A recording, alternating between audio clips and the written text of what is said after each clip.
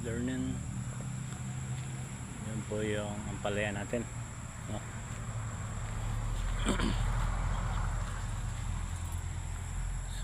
So far guys, okay naman yung ano niya,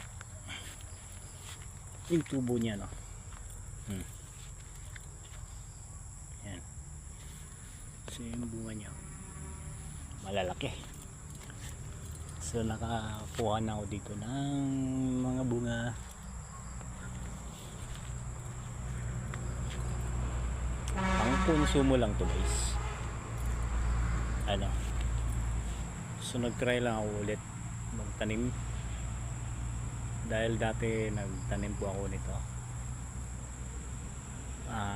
Medyo ano, first time ko lang kasi noon magtanim. Medyo hindi ako nagtagumpay doon. Nag-failure baga ko, sakit. So ayun. So ngayon guys, pinag-aaralan ko talaga siya kung paano ang pati yung ano tawag niyan na dapat gamot niya, ano, yung kailangan talaga siya ay ginagamit po natin dito guys, si simi ano siya, you know, lalaki ng bunga, simi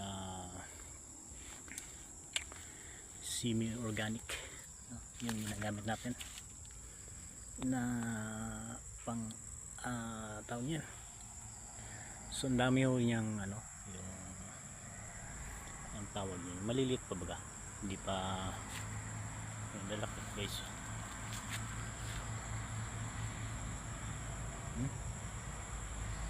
So yan,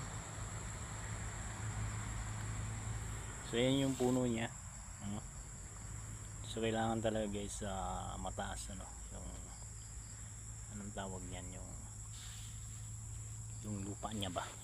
Ang daming maliliit pa, siguro 1 week siguro pwede na silang anihin, ano.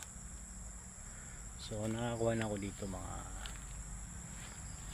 20 puno, ay 20 puno, 20 na ano, piraso, ano.